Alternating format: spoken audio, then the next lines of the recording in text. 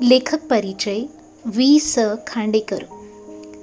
वि.स. खांडेकर यांचे पूर्ण नाव आहे विष्णू सखाराम खांडेकर.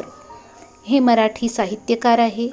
यांचा जन्म महाराष्ट्राच्या सांगलीमध्ये 19 जानेवारी 1898 रोजी झाला. 1974 मध्ये साहित्य जगतातील सर्वात उंच ज्ञानपीठ पुरस्कारांनी भारत सरकारने त्यांना सन्मानित केले. 1968 मध्ये साहित्य आणि शिक्षण क्षेत्रातील पद्मभूषण पुरस्कार त्यांना मिळाला. असे मराठीत सर्वात चर्चित रचनाकार वि.स. खांडेकर यांचे निधन 2 सप्टेंबर रोजी 1976 मध्ये झाले. भारत सरकारने त्यांच्या सन्मानार्थ 1998 मध्ये एक पोस्टाचे तिकीटही काढले, जे आता तुम्हाला दिसत आहे. विद्यार्थी मित्रांनो, आज आपण मराठीतला धडा 4 दादू हे बघणार आहोत. या धड्याचे लेखक आहे वि.स. खांडेकर. वि.स. खांडेकर हे मराठीतले सर्वात मोठे पुरस्कार ज्ञानपीठचे विजेते आहे. ज्ञानपीठ हा साहित्य जगतातील एक पुरस्कार आहे. वि.स. खांडेकर यांनी साहित्यिक, कादंबरीकार, कथाकार, लघुनिबंधकार, समीक्षक, पटकथा लेखक असे अनेक उल्लेखनीय कार्य केले आहे. त्यांच्या 2 ध्रुव, उल्का, हिरवा चाफा, पांढरे रंग, जळलेला मोहोर इत्यादी कादंबऱ्या, वायुलहरी, चांदण्यात सायंकाळ इत्यादी लघुनिबंध संग्रह, अश्रू, ययाती, अमृतवेल यांच्या प्रसिद्ध कादंबऱ्या आहे. आज आपण जो पाठ दादू बघणार आहोत, त्या दादूमध्ये एक नोकर म्हणजे गडी माणूस याची कथा वि.स. खांडेकर यांनी आपल्याला सांगितली आहे. दादू हा नेमका कोण, जेव्हा आपण पाठ वाचणार तेव्हा आपल्याला लक्षात येणार. पण तुम्हाला सगळ्यांना माहीत आहे की आई आपली असते ती किती आपली काळजी घेते. आईच्यासारखीच काळजी घेणारा हा दादू आहे. तर आपण हा पाठ सुरुवात करू. वि.स. खांडेकरनी या पाठामध्ये स्वतःचा अनुभव सांगितला आहे. म्हणजे लेखक जेव्हा कॉलेजमध्ये शिकत असताना बाहेरगावी हॉस्टेल हा प्रकार असतो, तुम्हाला माहीत आहे, हॉस्टेलमध्ये मुलं राहतात आणि शिकतात. तर लेखक पण दुसऱ्या गावी बाहेरगावी शिकायला गेले आणि तेव्हा त्यांनी एक रूम भाड्याने घेतली होती. तिकडे घरमालकाने त्याला दादू नावाचा एक गडी माणूस म्हणजे नोकर त्याच्या सेवेसाठी दिला होता. त्याच दादूची कहाणी आपण या पाठात शिकणार आहोत. चला तर मग आपण धड्याला सुरुवात करूया. मी इथे शिकायला आलो होतो. 2 खोल्याचे घर मिळाले होते आणि मालकातर्फेच दादू नावाचा अनुभवी गडीही लाभणार होता. दादू ही व्यक्ती वर पाहिली तर जरा विचित्रच दिसत होती. एक खांदा विचित्र रीतीने उडवत चालण्याची त्याची लकब होती. बघा, कोणाकोणाची सवय असते ना की चालताना कोणी असं पायातनं आवाज करून चालतं, कोणी काही वेगळी खूण असते. तर हा जो दादू आहे तो वयस्कर माणूस होता आणि त्याला कसं चालायची सवय होती, तर एक खांदा वर आणि एक खांदा खाली आणि मग असा हात हलवत चालायचा. आणि त्याची ही विचित्रच लकब लेखकांना वाटली. हा कसा माणूस आहे, कसं चालतो. आणि दादूचं आता वर्णन केलं आहे की तो दिसायला कसा होता, तर वाढलेली दाढी खाजवत तो माझ्याशी बोलू लागला. बघा, तेव्हा माझ्या मनात आले, ह्या म्हाताऱ्याला आपण गडी म्हणून ठेवणे हे महामूर्खपणाचे होईल. लेखकांनी पहिल्यांदा जेव्हा दादूशी संवाद साधला तेव्हा लेखकांना कळून आलं की हा माणूस दाढीला हात खाजवत बोलतो आणि असं म्हणजे कोणाकोणाला सवय असते. आपण पण काय करतो, कधी कधी अशा लोकांना भेटतो जीवनामध्ये जे आपल्याशी बोलताना, संवाद साधताना ते एक विचित्र काहीतरी प्रकार त्यांच्या हाताशी किंवा त्याच्या बोटाशी काहीतरी असं म्हणजे चाळे करत करत बोलत असतात. अशी लोकं आपल्याला बरीच बघायला मिळतात जीवनात. तर लेखकाला पण हा दादू काही एवढा खास आवडला नाही, कारण तो दाढी खाजवत खाजवत बोलत होता. आणि तुम्हीच विचार करा, असा जो विचित्र माणूस असेल तर त्याच्या हातून तुम्हाला खायला प्यायला किंवा कोणतरी वस्तू घ्यायला आवडेल का, तो नेहमी खाजवत असेल तर. तर लेखकाला पण हा दादू काही आवडला नाही. त्यांना वाटलं मी याला गडी म्हणून, म्हणजे मी माझा नोकर म्हणून ह्याला ठेवलं, हे बहुतेक मी महामूर्खपणाचं काम केलं. पण आता लेखकाला त्याला कटवायचं होतं, म्हणजे त्याला गडी ठेवायचं नव्हतं. आता लेखकाने काय युक्ती केली पुढे वाचूया. ही पीडा चुकवायची एक नवीन युक्ती मला सुचली. दादूचा पूर्वीचा पगार फक्त 3 रुपये होता. आता तो 4 किंवा 5 रुपये मागेल आणि तसे मागितले की तुझ्यासारखा लबाड मनुष्य मला नको असे आपल्याला सहज म्हणता येईल. बघा, लेखकाला काय युक्ती म्हणजे आयडिया सुचली की दादूचा पूर्वीचा पगार किती होता, फक्त 3 रुपये. आता कुणीही माणूस पूर्वी जेवढा पगार मिळत असेल त्यापेक्षा कमी पगाराने थोडंच काम करणार. आणि लेखकाला माहीत होतं की आपल्याला दादूला जर नोकर म्हणून ठेवायचं नसेल तर मग आपण काय करू, त्याला 3 रुपयापेक्षाही कमी पगार सांगू. आणि जेव्हा दादू काही आर्ग्युमेंट करणार तेव्हा सांगू, तू तर लबाड आहे, मला तुला कामावर ठेवायचंच नाही आहे. आता लेखकाला एकदम छान अशी युक्ती आली होती. असा विचार करून मी दादूला म्हटले, मी सांगेन ते काम करावं लागेल तुला. त्याने मोठ्या आनंदाने मान डोलावली. बघा, इकडे लेखकाचा पचका झाला, कारण लेखकाला असं वाटलं होतं की दादू असं सांगेल की मी तुम्हाला जे काही तुम्ही मला काम सांगेल ते मी काही करणार नाही, मी या कामासाठी आलो आहोत आणि तेच करणार. पण लेखकाचा डाव उलटा पडला. दादूने तर आनंदाने मान डोलावली. पगार काय घेणार तू, मी प्रश्न केला. बघा, लेखकाने आता पगारावर प्रश्न केला. त्याने हसत हसत उत्तर दिले, पूर्वी मिळत होता तेवढंच द्या. बघा, दादूचा या उत्तरामध्ये आपल्याला त्याची प्रामाणिकपणा पण दिसून येतो. त्याला खूप जास्त पैशाची हाव नाही आहे आणि त्याला जेवढं मिळतं त्यात तो समाधानी आहे. अशी समाधानी माणसं खूप कमी मिळतात जीवनात आणि दादू पण तसाच समाधानी होता. अरे, पण तेवढं म्हणजे किती? आता त्याची लबाडी करणार या कल्पनेने मी हसत हसत विचारले. लेखकाला वाटलं की आता तो मला जास्त सांगणार पगार, म्हणून त्यांनी सांगितलं की पूर्वी म्हणजे किती मिळत होता तुला. दादूने उत्तर दिले, 3 रुपये. बघा, किती प्रामाणिक आहे हा दादू. जे काही पूर्वी खरंच त्याला जो पगार मिळत होता तेच सांगितलं. मी चकित झालो. या अडाणी गड्याला प्रामाणिकपणा दिसताच माझ्या मनात एक उज्ज्वल छटा चमकून गेली. लेखकाला पण असं आश्चर्य झालं की खरंच हा माणूस किती प्रामाणिक आहे आणि किती निरागसपणे त्यांनी जो त्याला पूर्वी पगार मिळत होता तेच त्याला सांगितला. म्हणजे असं काही फसवेगिरी वगैरे या दादूच्या व्यक्तिमत्वामध्ये नव्हतीच आणि ती गोष्ट आता लेखकाच्या लक्षात आली होती. मी काहीच बोलत नाही असे पाहून दादू म्हणाला, 2.25 रुपये सुद्धा राहीन मी साहेब. बघा, कधी कधी आपण काहीतरी विचार करतो की आपल्याला जास्त पैसे वाटले तरी आपण कुठली गोष्ट विचारायला गेलो असेल, कुठली गोष्ट खरीदायला गेलो असेल आणि आपल्याला जास्त पैसे वाटले तर आपण गप्प बसतो आणि समोरचा माणूस स्वतःचा भाव कमी करतो. दादूने पण तसंच केलं. साहेब, मला तुम्ही कमी पैसे दिले तरी चालेल, 2.25 रुपये दिले तरी सुद्धा चालेल. आता लेखकाच्या मनात दादूबद्दल काय भावना निर्माण झाली तुम्ही बघा.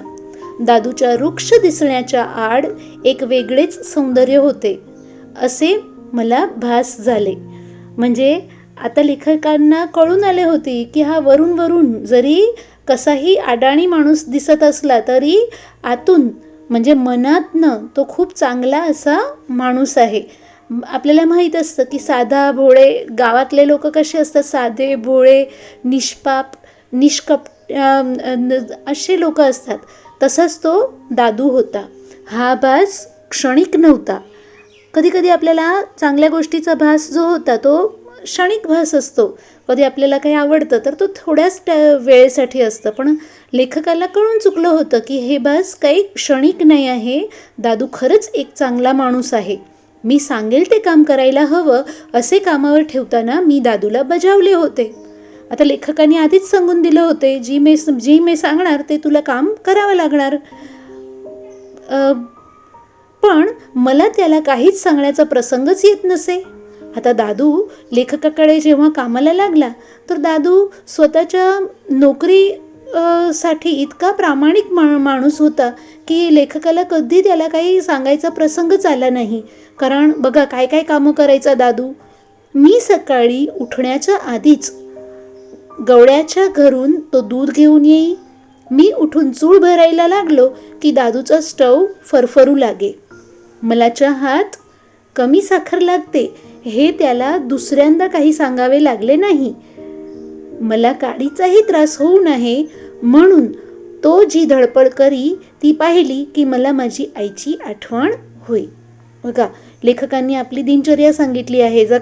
जेव्हा सकाळी लेखक उठून ब्रश करत असे तेव्हाच दादू गड्याकडून जाऊन चहासाठी दूध आणत असे आणि नंतर दादू लेखकासाठी चहा बनवायला ठेवत असे. पहिल्यांदा एकदाच फक्त लेखकांना सांगावं लागलं की मला चहा कमी गोडीचा लागतो, म्हणजे कमी साखरेचा लागतो. आणि नंतर कधीही पुन्हा लेखकाला ही फिर्याद दादूला करावीच लागली नाही, कारण दादू स्वतःच्या कामात खूप प्रामाणिक होता.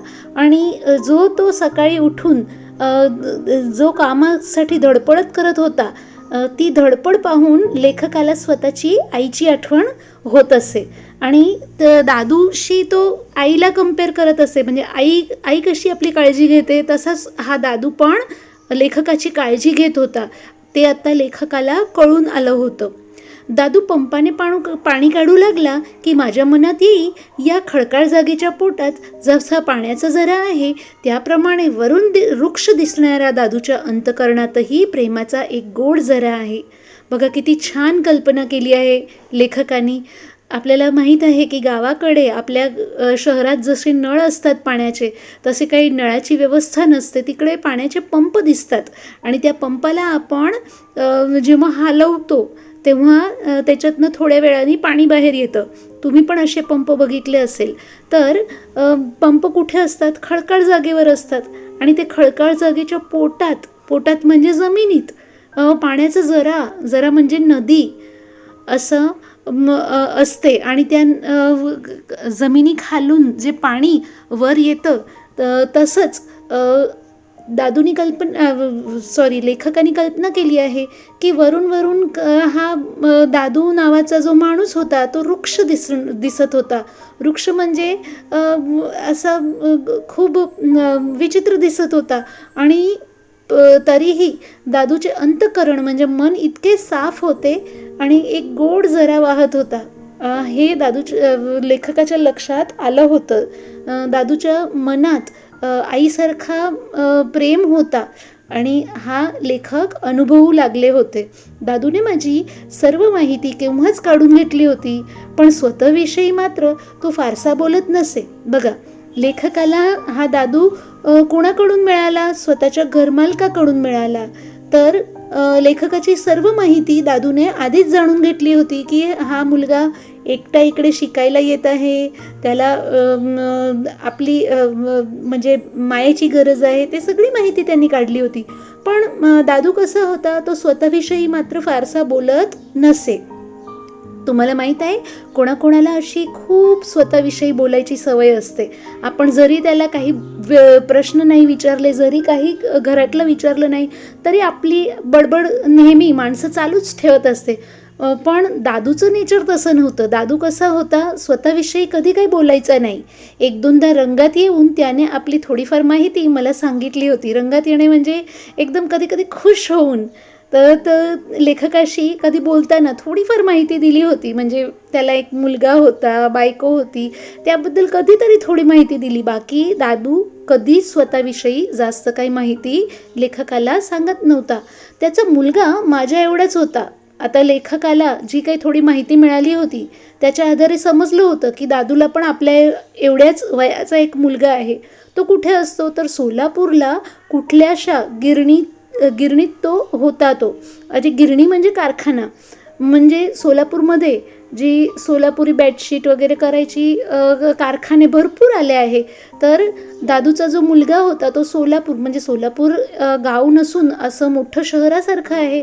तर त्याचा मुलगा जो लेखकाच्या वया एवढाच होता तो सोलापूरला एखाद्या कारखान्यात कामाला होता. दादूच्या खेड्यातल्या जमिनीचा एक तुकडा सावकाराकडे खूप दिवस गहाण पडला होता. आता मुलांनो बघा, गहाण पडलं म्हणजे आपण काहीतरी बँकेत आपण लोन हवी असेल तर लोनसाठी आपण आपली काहीतरी वस्तू जमा करावी लागते आणि त्या ऐवजात आपल्याला लोन मिळते. तर पूर्वी गावाकडे काय पद्धत होती की जे गावातले जमीनदार लोक असतात, आपल्याला पैशाची जर गरज पडली तर जमीनदाराकडे आपण जमिनीचे कागदपत्र वगैरे देऊन आपण लोन घेऊ शकतो. तर दादूचा जो खेड्यातला जमिनीचा एक तुकडा होता, गावातला एक जमिनीचा तुकडा होता, तो सावकाराकडे खूप दिवस झाला गहाण पडला होता. म्हणजे तिकडे त्याला ठेवलं होतं आणि पैसे उचलले होते दादूनी. म्हातारपणामुळे शेती होईनासी झाली तेव्हा बायकोला घेऊन तो इथे आला. म्हणजे आता जिकडे दादू राहत होता तिकडे म्हातारपणामुळे आता बायकोशी किंवा स्वतःशी काम होत नव्हतं शेतीचं काम, कारण शेतीत खूप बरंच काम करावं लागतं. मग त्यांनी काय केलं, तो इकडे गडीचं काम करू लागला. बायको पण इकडे आली आणि त्याने मुलाला सोलापूरला पाठवले. बघा, दादूने मुलाला शिकायला आणि नंतर नोकरीसाठी सोलापूरला पाठवले. फार उशिरा झालेला एकुलता एक मुलगा होता तो त्याचा. बघा, कधी कधी कोणाला लग्नानंतर खूप जास्त वर्षाने मूल झालं तर एकुलतं एक मूल होतं त्या दादूचं, म्हणजे तो मुलगा. तुम्ही आईबाप सोलापूरला मुलाकडेच का राहत नाही असा प्रश्न म्हणून मी त्याला विचारले. बघा, लेखकाला पण प्रश्न पडला की आईबाप म्हातारे झाले आहे, त्यांच्याशी काम होत नाही आहे, मग मुलाला सोलापूरला ठेवलं आहे आणि दादू आणि तिची बायको इकडे आहे, का असं वेगवेगळे राहतात. म्हणून त्यांनी विचारलं की एकत्र का नाही राहत तुम्ही सोलापूरला मुलाकडे. तेव्हा त्याने सांगितले, आम्ही दोघं सोलापूरला गेलो की तिथं पोराचा खर्च वाढणार, मग तो सावकाराकडली जमीन सोडवून कशी घेणार. बायको इथं कडधान्य विकून 4 पैसे मिळवते, सोलापूरला ती काय करणार, तिथं मोड खपतात की नाही कोण जाणे. आणि सोलापुरात इथल्यासारखी कॉलेजही नाहीत, तेव्हा माझ्यासारख्या म्हाताऱ्याला तिथे काम कोण देणार. बघा, दादूचे बरेच म्हणजे आपल्या अडचणीचे प्रश्न आहे. एकतर जर का ते सोलापूरला जाणार तर त्याच्या मुलाचा जो आहे खर्च वाढणार. तर त्यामुळे जर का मुलगा आपल्यावर आईवडिलांवर खर्च करू लागला तर मग सावकाराकडची आपली जमीन आहे ती कशी आम्ही सोडवणार. हे उत्तर त्यांनी लेखकाला दिलं. आणि बायको इथे कडधान्य मटकी आहे, चणे आहे, हे सगळी कडधान्य झाली. आपल्याला माहीत असते आपल्या एरियामध्ये पण अशी लोक असतात जे कडधान्य विकून स्वतःचं पोट भरतात. तर जर का आम्ही सोलापूरला राहायला गेलो तर मग तिकडे बायकोचा व्यवसायही चालेल का नाही हे पण मला कल्पना नाही. आणि लेखकांना त्यांनी सांगितलं की तुम्ही असं इकडे शिकायला आले आहात आणि मोठी कॉलेज आहे, तसं काही सोलापूरला मोठी कॉलेज पण नाही, मग मला तिकडे गडी म्हणून कोण ठेवणार. तर आई आणि वडील जर काम नाही करणार तर मुलाचा खर्च वाढणार आणि आमची जमीनही आम्हाला परत नाही मिळणार सावकाराकडून. हे सगळे मुद्दे लक्षात घेता दादूनी काय विचार केला, मुलगा भले सोलापूरमध्ये राहिला, आम्ही इकडेच राहू, पण मुला वाचून कसं करमतं रे तुला. आता परत लेखकाने प्रश्न विचारला, न करमायला काय झालं साहेब, तुम्ही नाही ना आला आईवडिलांना सोडून. बघा, किती छान उत्तर दिलं दादूनी. त्यात न करमायला काय झालं, तुम्ही पण तुमच्या आईवडिलांना सोडून शिकण्यासाठी बाहेरगावी आलेच आहात ना. तसाच माझा मुलगा मला सोडून गिरणीत गेलाय. गिरणी म्हणजे परत कारखाना, म्हणजे कारखान्यात काम करायला तो गेला आहे, असं दादूनी उत्तर दिलं. मी तिथं तुमचं काय काम करतोय ना, सोलापुरात अशीच कुणीतरी म्हातारी त्याला जेवायला घालत असेल. बघा किती छान उत्तर दिलं की माझा मुलगाला पण जसं मी तुमचं काम करतो तसं सोलापुरात कुणीतरी माझ्या मुलाचं पण काम करत असेल. 3 महिन्यात दादूची नी माझी कमीत कमी 3 वर्षाची ओळख आहे असे वाटू लागले. बघा आता लेखकांचं मन दादूशी किती जवळ आलं होतं की 3 महिन्यात 3 वर्षास एवढी आपली जुनी ओळख आहे असं लेखकांना वाटू लागलं होतं. आता लेखकाला काय एक शौक होता, आपण पुढे पाहू म्हणजे आपल्याला कळेल की क्रिकेट जोरात सुरू झाल्यामुळे कित्येकदा रात्री 8 वाजेपर्यंत मी बिराडी येत नसे, पण मला कितीही उशीर झाला तरी ओट्यावर अंधारात दादू माझी वाट पाहत बसलेला असे. बघा लेखकांना क्रिकेट खेळायचा खूप म्हणजे शौक होता आणि तो कधीकधी रात्री 8 वाजेपर्यंत ते घरी परत नसत येत आणि तरीही आपण कुठे बाहेर गेलो असेल तर आपली आई आपली वाट बघत असते. तसंच हा दादू पण रात्री ओट्यावर बसून अंधारात लेखकाची वाट बघत असे.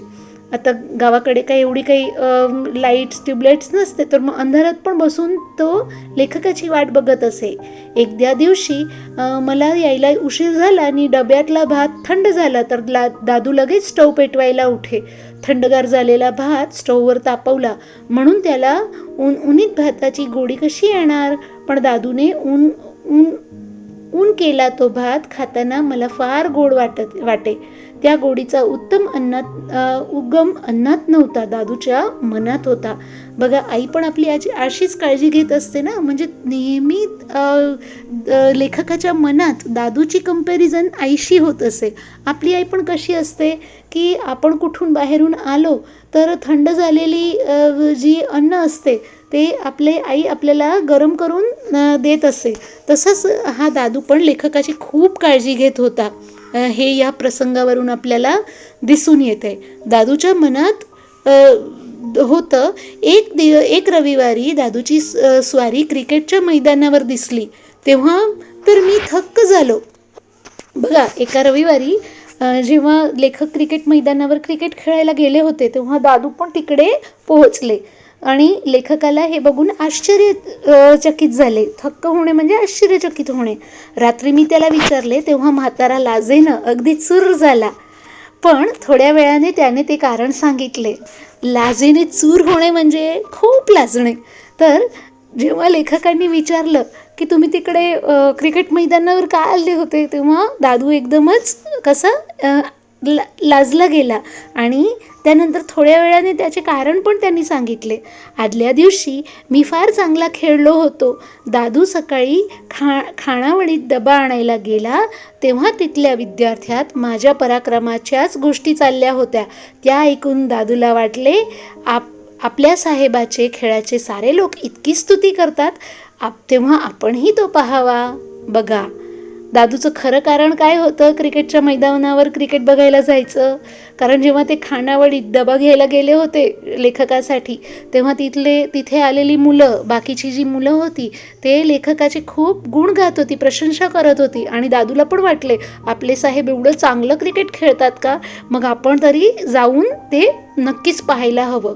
आणि त्यासाठीच दादू रविवारी क्रिकेटच्या मैदानावर क्रिकेट बघायला गेले होते, लेखकाचं क्रिकेट बघायला. आता सप्टेंबरच्या शेवटच्या आठवड्यात बाहेरगावी एक सामना ठरला. जहागीरदार नावाच्या माझ्याच कॉलेजला एक मित्र आमचा कप्तान होता. माझी फलंदाजी आणि त्याची गोलंदाजी असा धुव्वा उडवला आम्ही दुसऱ्या बाजूचा. बघा सप्टेंबर महिन्याच्या शेवटचा एक प्रसंग लेखक आपल्याला सांगत आहे की बाहेरगावीचा सामना होता, म्हणजे बाहेरगावीची टीम आली होती. जागीरदार नावाचा माझ्याच कॉलेजात एक मित्र आमचा कप्तान होता, एक कॅप्टन होता. त्या कॅप्टनचं नाव जागीरदार होतं आणि लेखकाची फलंदाजी म्हणजे बॅटिंग आणि गोलंदाजी म्हणजे बॉलिंग असा धुव्वा उडवला आम्ही दुसऱ्या बाजूचा, म्हणजे एकदम धुवून टाकलं. आणि माझी एकदम बॅटिंग खूप चांगली झाली आणि त्याची बॉलिंग खूप चांगली झाली. परत येताना मी जागीरदाराच्या गाडीमध्ये बसलो. आता लेखकाला जागीरदार जो होता त्याचा कॅप्टन तो घरी सोडवायला येतो. गाडी हाकणे आणि सामन्याच्या गप्पा मारणे या 2 गोष्टीपैकी अधिक बेफामपणे तो कोणती गोष्ट करत होता हे सांगणे फार कठीण होते. बघा, एकदम दोघांचे गप्पे रंगले होते. आपल्याला पण आपल्या आवडीचा विषय चर्चा करण्यासाठी कोणी लोक भेटली तर आपण किती मनसोक्तपणे आपण गप्पे मारायला लागतो. तुम्ही आठवा, तुम्हाला एखादी गोष्ट आवडत असेल आणि त्या गोष्टीचा इंटरेस्ट तुम्हाला एखाद्या व्यक्तीला असेल आणि तो व्यक्ती तुम्हाला भेटला तर नक्की तुम्ही त्या टॉपिकवर किती मस्त गप्पे मारू शकता ना. तसेच लेखक आणि तो जागीरदार दोघे क्रिकेटची गप्पे मारायला लागले. खेळताना मनुष्याला भान नसते. त्यामुळे खेळाच्या श्रमाने माझे अंग किती आंबून गेले होते त्याची कल्पना गाडीत बसेपर्यंत मला आली नाही. मग मात्र अंग ठणकू लागले. बघा, आपण जेव्हा आपण खेळतो किंवा काहीही कृती करतो ज्यात आपल्याला आनंद मिळत असतो तेव्हा आपल्याला थकवा जाणवत नाही. पण जेव्हा नंतर आपल्याला तो थकवा जाणवतो, आपण काहीही काम करतो, आपल्याला एखाद्या मुलीला डान्स करणं खूप आवडत असेल तर ते डान्स करताना ते इतकं रंगून जातं त्या गोष्टीमध्ये, तेव्हा त्याला तो थकवा जाणवत नाही. पण डान्स झाल्यानंतर 2-3 तासांनी जेव्हा ते घरी परत येतात तेव्हा त्याला त्याचा थकवा जाणवून येतो. तर लेखकाच्या बाबतीत पण असंच काही झालं. जेव्हा लेखक क्रिकेट खेळत होते तेव्हा त्यांना ते थकवा नाही जाणवला आणि नंतर जेव्हा क्रिकेट खेळण्याच्या श्रमाने म्हणजे मेहनत करावी लागते ना, आणि श्रमाने त्यांना अंग आंबून गेले म्हणजे एकदम दुखायला लागले आणि घरी आल्यावर त्यांना ते बाबत समजली. माझ्या बिहारड्यापाशी गाडीच येताच मी उतरू लागलो तेव्हा जागीरदार म्हणाला, आमच्या बंगल्यावर चल की. लेखकाचं घर आलं आणि जागीरदार त्याला घरी सोडवायला आला होता. तेव्हा लेखक उतरू लागले तर तो जागीरदार म्हणाला, चल ना आमच्या बंगल्यावर, आपण गप्पे मारू.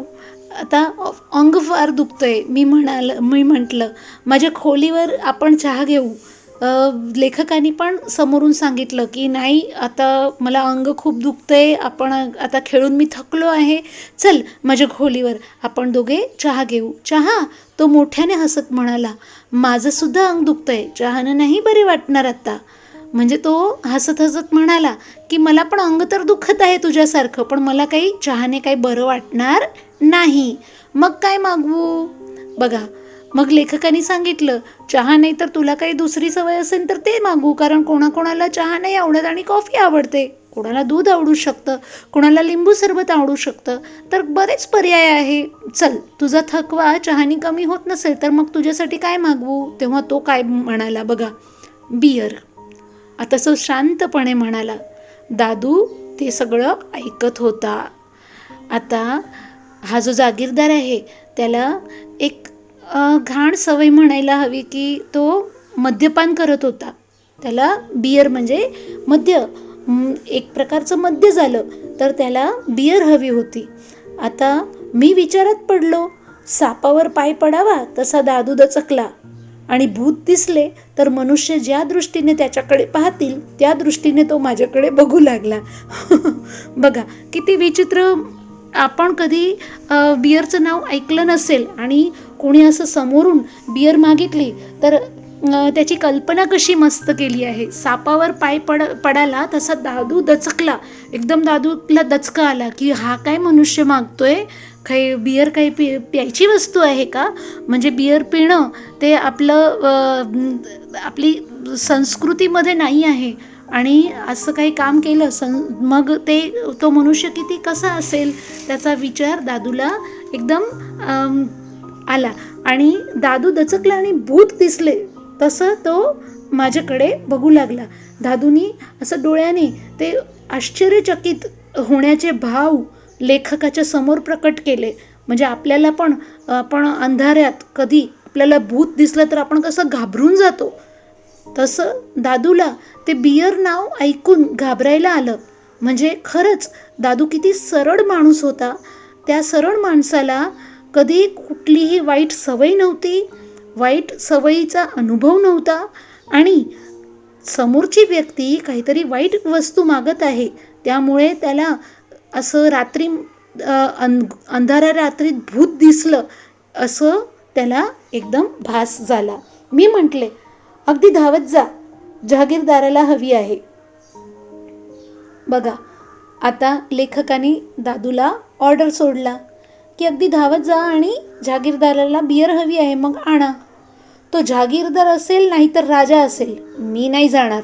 बघा दादूचं उत्तर, किती मस्त बोलला दादू. काय म्हणाला की तो जहागीरदार असेल किंवा राजा असेल, पण मी काय त्याच्यासाठी बियर आणायला जाणार नाही. म्हणजे दादू स्वतःच्या निश्चयावर ठाम होता. आता त्याला माहीत आहे की माझा मालिक मला जो हुकूम देतोय ते काम करायला मी आधीच त्याला होकार दिला आहे. जेव्हा लेखकाने दादूला कामावर ठेवलं होतं तेव्हा लेखकाने बजावलं होतं, मी जे काही सांगितलं ते तू काम करायचं. आणि असं असूनसुद्धा जर दादू नाही म्हणत होता तर त्याला माहीत आहे त्याची नोकरीही जाऊ शकत होती. पण दादू एकदम प्रामाणिक माणूस होता आणि त्याची काहीतरी निष्ठा, त्याची तत्त्व होती आणि तो त्या तत्वांशी पण खूप प्रामाणिक होता. त्यांनी लेखकाला सांगितलं, मी काय बियर आणायला जाणार नाही. मी हळूच म्हणाले, दादू, या महिन्याला तुला 1 रुपया जास्त देईल, मुकाट्यानं जा नाही. बघ, लेखकांनी त्या जागीरदारासमोर त्याचा अपमान न हो म्हणून हळूच सांगितलं की दादू, मी तुला या महिन्याच्या पगारात 1 रुपये जास्त देईल, पण तू आणून दे मला बियर. आता काय झालं, दादू आता काय 1 रुपयाचा लालची नाही. काय करणार? काय उत्तर असेल दादूचं? आपण पुढे वाचू. 1 सोडून 100 रुपये दिले तरी दादूने माझी नोट फेकून दिली. बघा, दादू स्वतःच्या तत्वांशी किती प्रामाणिक होता. त्याने सांगितलं, मला 100 रुपये दिले तरी मी हे काम करणार नाही. नाही म्हणजे नाही. आणि त्याने लेखकांनी दिलेली नोट फेकून दिली. लेखकाने का दिली होती नोट? बियर आणायला.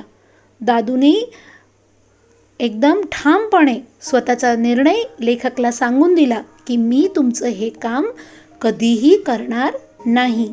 मी संतापाने म्हटले, नोकरीवर ठेवलं तेव्हा मी सांगेन ते काम करायचं कबूल केलं होतंच ना तू.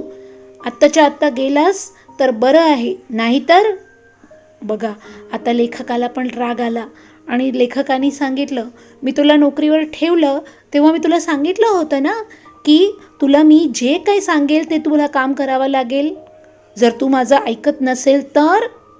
म्हणजेच लेखकाचा इशारा असा होता की मी तुला नोकरीवरून काढून टाकणार, नाहीतर माझी नोकरी जाईल. होय ना? नमस्कार साहेब. असली कामं करून जगण्यापेक्षा पोटात काटे भरीन. पण बघा, दादू परत एकदा म्हणाला, त्याला पण माहीत होतं की मी जेव्हा माझ्या मालकाला नकार देत आहे कुठल्या गोष्टी करायला, तर मला पण माहीत आहे की माझी नोकरी जाऊ शकते, पण मला त्याची काही पर्वा नाही. आणि मी असलं काम करून पोट भरण्यापेक्षा उपाशी मरण्याचं पसंत करणार, असं दादूचं लेखकाला उत्तर होतं. त्याचा आवाज घोगरा झाला होता, डोळेही भरून आले होते. पुढे एकही शब्द न बोलता तो चालू लागला. बघा, जे सच्चे माणूस असतात, जे प्रामाणिक माणूस असतात, त्यांना खूप मनावर लागतं. काहीतरी खराब काम करताना त्यांना खूप वाईट वाटतं. आणि म्हणून दादूचे डोळे भरून आले होते आणि दादूला माहीत होतं, मला आता ही नोकरी सोडायची आहे, पण मी काही खराब काम कधीही करणार नाही. आता लेखकाची भूमिका पण आपल्याला बघायला हवी. मलाच लाज वाटू लागली. मी धावत गेलो. दादू फाटक उघडत होता. मी त्याचा हात धरून म्हणाले, दादू, कुठं चाललास? बघा, लेखकाला चूक कळून आली होती की दादू खूप चांगला माणूस आहे आणि दादू असं खराब काम करणार नाही. मग लेखकानेच दादूला अडवलं आणि म्हणाले, दादू, कुठं चाललास? तुमच्या आईसाहेबाकडे. माझ्या आईकडं? हो. कशाला? त्याच्या झाडाला कीड लागली आहे हे सांगायला. बघा किती छान उत्तर दिलं. झाडाला कीड लागणे म्हणजे काय होतं? दादूचं सांगण्याचं तात्पर्य हे होतं की तुमचा मुलगा बिघडू लागला आहे हे सांगायला मी तुमच्या आईला आईकडे जाणार आहे. झाडाला कीड लागणे म्हणजे प्रत्यक्षात झाडाला कीड लागण्याने काय होतं? झाड खराब होतं. झाड जरी जमिनीत मूळ असेल तरी झाड सुकतं. म्हणजेच संस्काराची जी आपली जमीन असते त्याला कीड लागणं म्हणजे माणसाचं अधपतन होणं. आणि दादू हे लेखकाच्या आईला सांगायला जाणार आहे असं सांगितलं. रागीट स्वराने मी उद्गारलो, मी वाटेल ते करेल, तुला काय करायचं त्याच्याशी? आता लेखकला राग आला की जे काही मला वाटेल ते मी करणार, तू मला कोण बोलणारा? आणि ते मी माझ्या आईला कशाला तू सांगायला जाणार? मला काय करायचं? मला माझ्या मुलाला सांभाळायचं. तुझा मुलगा तर सोलापुरात आहे. होय साहेब, तिथं तो काही भलं सलतं करायला लागला तर त्याच्याजवळ असलेल्या म्हाताऱ्यांनी त्याला आवरायला नको का? तिथं लोकांनी त्याला सांभाळायला हवं. मग इथं मी तुम्हाला. बघा किती सुंदर उत्तर होतं दादूंचं. म्हणजे माझा मुलगा देखील सोलापुरात एकटा राहतो आणि जर तो कुठलाही वाईट पाऊल उचलत असेल तर तिथे जे त्याला सांभाळणारे म्हातारे आहे त्यांनी त्याचा हात नको का खेचायला? त्याला चांगल्या मार्गावर नको का आणायला? जसं आज तुम्ही तुमच्या आईवडिलांपासून लांब आहात आणि मी तुमची सेवा करत आहे असं दादू लेखकाला समोरून सांगतात. त्यांच्या डोळ्यातून धडधड पाणी वाहू लागले आणि दादूला रडू पण येत होतं. का? कारण दादूला प्रत्यक्ष त्याचा मुलगा आठवत होता. तो मुलगा जो दादूशी खूप लांब होता आणि लेखकाच्या वयाचाच होता आणि लेखकाच्या रूपात आज त्याला स्वतःचा मुलगा काही चूक तर करत नसेल ना असं वाटत होतं. त्याच्या पाठीवर हात फिरवत मी म्हणाले, रडू नकोस दादू, तुझी नोकरी कायम आहे. लेखकाला वाटले बहुतेक दादूचे नोकरी गेल्यामुळे दादूला रडू आलं आहे. नोकरीकरिता मी नाही रडत साहेब. तुमच्याऐवजी माझा मुलगा असता तर मला जेवढं दुःख झालं असतं तेवढं मगाशी तुम्ही दुकानावर जायला सांगितलं तेव्हा झालं. बघा दादूनी स्वतःच्या रडण्याचं जे मेन कारण होतं ते लेखकांना सांगितलं की मला काही नोकरी गेल्याचा काही दुःख होत नाही आहे, पण जर तुमच्या जागी माझा मुलगा असता आणि माझ्या मुलाने मला बिअरच्या दुकानावर जायला सांगितलं असतं तर तेव्हा कसं वाटलं असतं मला, तसं मला म्हणून मला रडू आलं. दादूचा हात धरून मी त्याला घरात नेले. मी खोलीत गेल्याबरोबर जहागीरदार म्हणाला, कुठं गेला होतास? आता लेखक काय उत्तर देणार? बघा, बाहेर तारवाला आला होता. तार? कुणाची तार आली बुवा यावेळी? आईची. फार आजारी आहे ती. मी घाईघाईने ट्रंक उघडली, खुंटण्यावरचे कपडे काढले आणि सामानाची बांधाबांध करू लागलो. जहागीरदार म्हणाला, बरं मी जातो हं. त्याला दारापर्यंत सोडून परत आलो. दादू एखाद्या लहान मुलाप्रमाणे हसत उभा होता. बघा, लेखकाला आपली चूक कळली होती. दादूनी त्याला जीवनात खऱ्या रस्त्यावर आणलं होतं आणि त्यांनी जहागीरदाराला काय सांगितलं? आईची तार आली आहे आणि आई आजारी आहे आणि मला आत्ताच लगेचच जावं लागेल. आता या सिच्युएशनमध्ये तो काही आपल्याकडून बिअर काही मागणार नाही आणि तो पण निघून गेला. जेव्हा लेखक त्याला गेटवर सोडायला गेले आणि परत जेव्हा लेखक घरात परतले तेव्हा दादू एका लहान मुलाप्रमाणे हसत उभा होता. म्हणजेच दादूला आता कळलं होतं की लेखकाला स्वतःची चूक कळली आहे आणि लेखक वाईट मार्गाला गेले नाही. आणि एक दादूच्या मनात जो भरवसा होता की लेखक चांगले आहे आणि चांगलेच राहिले आहे ते बघून दादू असं मनात लहान मुलाप्रमाणे हसू लागला होता. आणि इकडेच आपलं पूर्ण पाठ संपतो. पण हा पाठ आपल्याला बरंच काही शिकवून जातो की आपले जे संस्कार असतात, लहानपणीचे आपल्यावर झालेले संस्कार, आईवडिलांनी केलेले असतात, आपल्या मोठ्यांनी आपल्यावर जे संस्कार केले असतात, ते संस्कार आपण कधीही कुठल्याही परिस्थितीत सोडायचे नसतात. आणि जर आपण कुठंतरी भटकलो तर दादूसारख्या प्रेमळ व्यक्ती, जे आईसारखी आपली माया करतात, त्याचं मानून आपण लगेच सावरून जायचं असतं. जीवनात सगळ्यांच्या संस्कारावर कधीतरी आपल्याला जेव्हा तडजोड करण्याची वेळ येते तेव्हा कधीही तडजोड करू नये आणि आपण आपले संस्कार कधीही सोडू नये, हीच गोष्ट आपल्याला या पाठातून सांगण्याचा उद्देश लेखकांनी व्यक्त केला आहे. आणि धडा इकडेच संपतो. कसा वाटला तुम्हाला धडा?